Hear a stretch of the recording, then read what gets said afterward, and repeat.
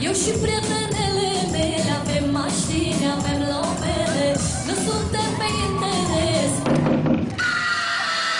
Freeze! I'm Ma Baker. Put your hands in the air. Give me all your money. Niciodată.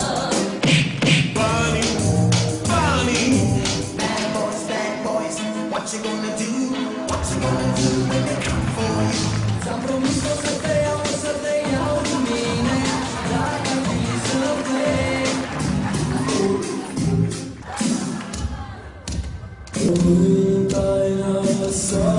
Muncesc pentru banul meu, știe numai Dumnezeu, o dușmanilor. Hai acasă, hai cu mine. I want to break free.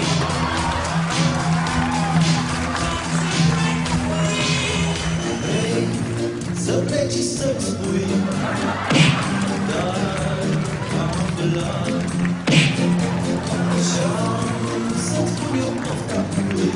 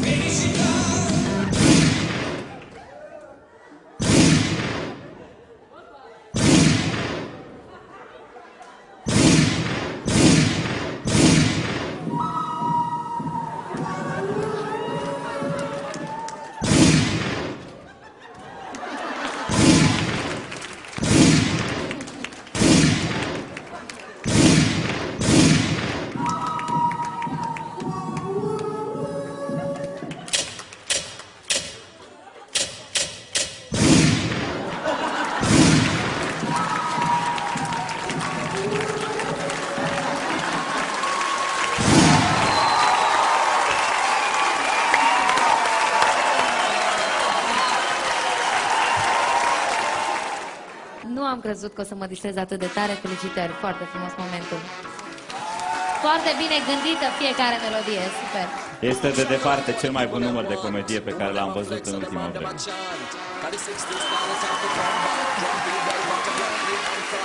Hai să vedem decizia finală. Cea mai simplă decizie, da! Andra, Da! de 3 ori da!